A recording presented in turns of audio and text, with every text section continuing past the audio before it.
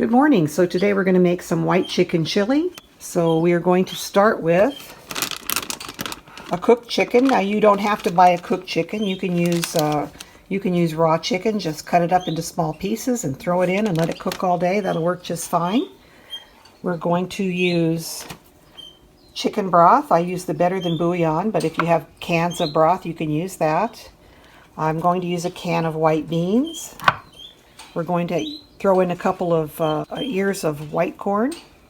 We're going to use a couple stalks of celery and chop those up.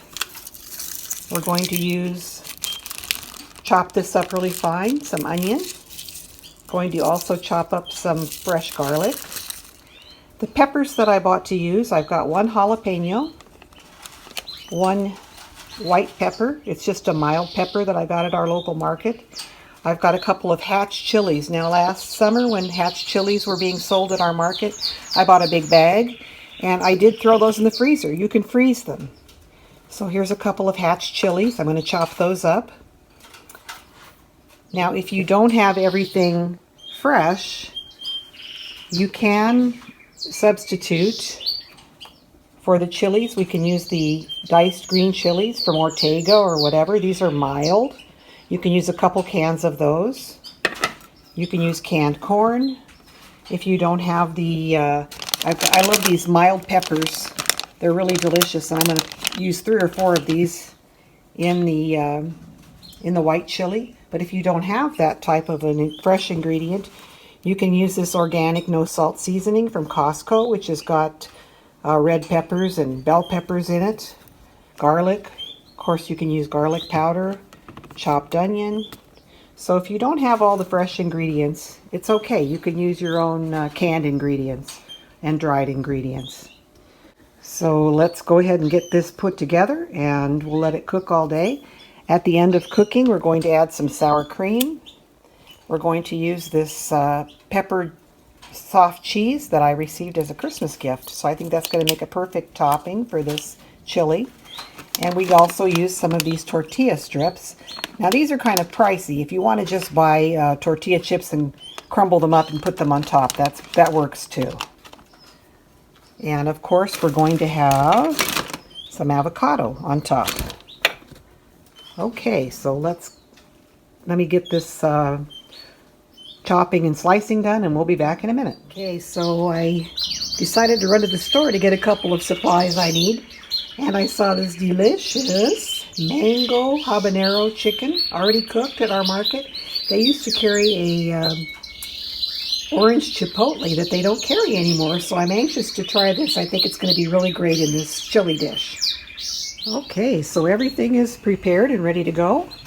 Onions, corn, celery, jalapeno pepper, garlic. These are the frozen Hatch chilies from New Mexico.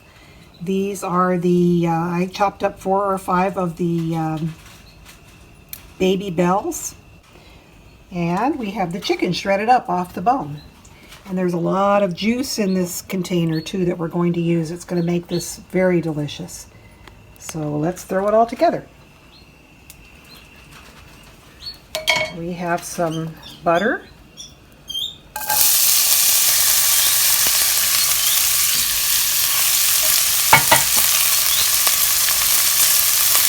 Adding in the onion, garlic, and celery. Give that a stir.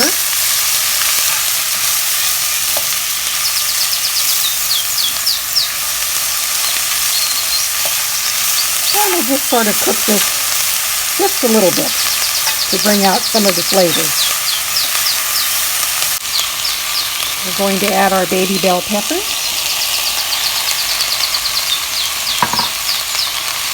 the Hatch chilies,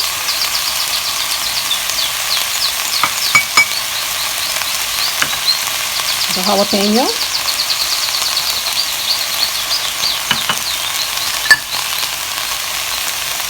the yellow chili. So this has got a lot of chilies in it.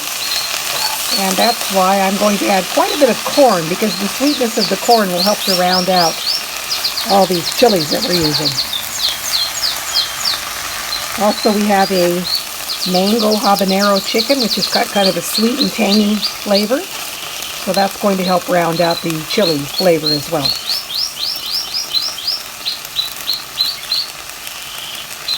Okay. So we don't have to do much more than just soften these a little bit because they're going to cook for a couple of hours on the stovetop.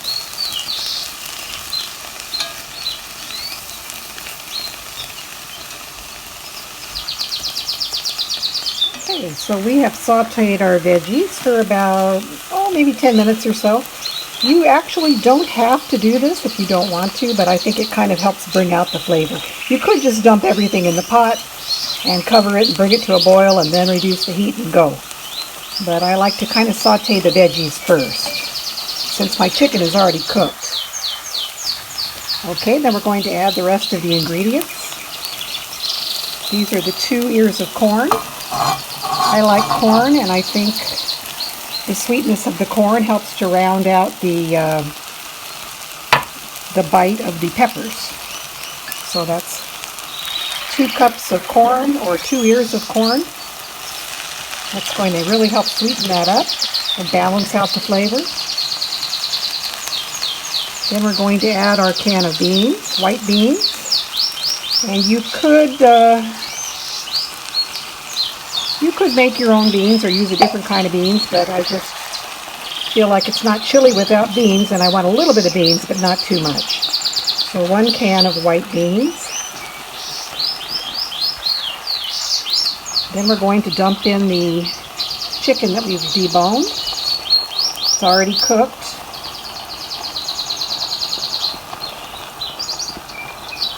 And there's a lot of really delicious mango habanero juice there.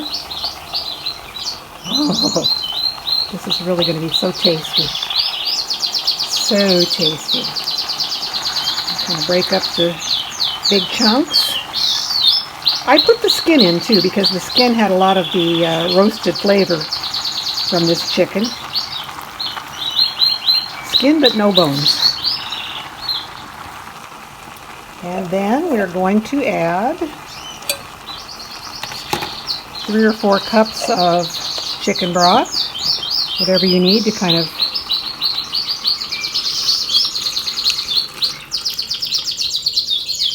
there we go. So I use Better Than Bouillon, so there's chicken broth. Then we're going to add just a couple of spices, some oregano,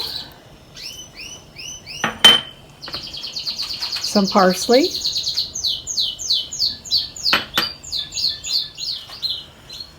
some cumin, about a tablespoon of cumin, and I always like to throw in bay leaves, just for the heck of it.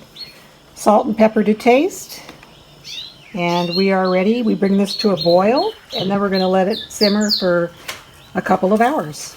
Actually, everything is pretty well cooked. The chicken was cooked before I added it, and I kind of sauteed the veggies, so this won't take long to reach the state where it could be eaten. But you can also let it simmer on low all day to really let the flavors disseminate and permeate through the dish. Okay, so let's kind of give it a little stir.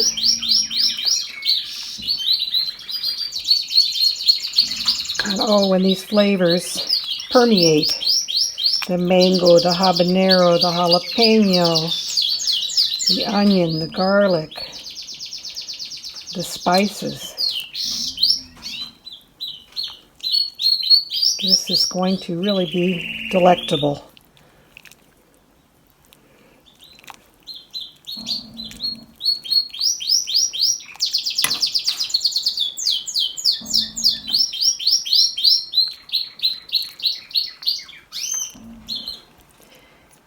And kind of mix it up a little bit here. Distribute the peppers and the onion and the chunks of meat.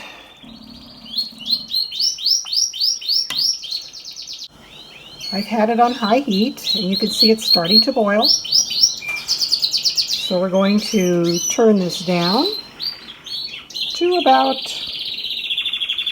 medium-low temperature, and just let it simmer for several hours. So we'll see you back later when it's finished. And here we have it after cooking for a couple of hours. Looks really nice. I sort of went through, and if I found big hunks of chicken, you can just kind of use the spoon to break them up a little bit. You don't have to remove the chicken and shred it unless you want to. And if I saw any big hunks of skin, I kind of removed the big hunks of skin.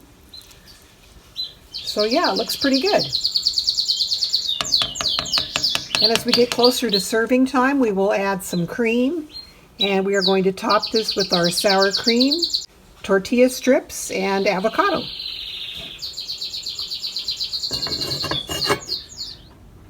Okay, so we are going to lighten this up a little bit or whiten it up. This is optional, you don't have to, but I'm going to add a little heavy cream. You could use half and half. Put this in more or less at the end of your cooking time.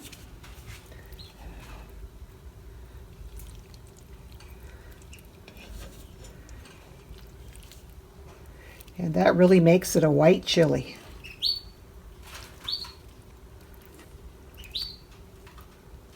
And you can see it didn't take much. I just used about a half a cup or so for this whole big pot of chili.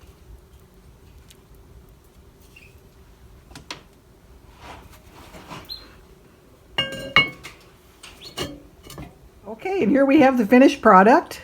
A little sour cream on top, some tortilla strips, some cheese, and a side of toast. Enjoy.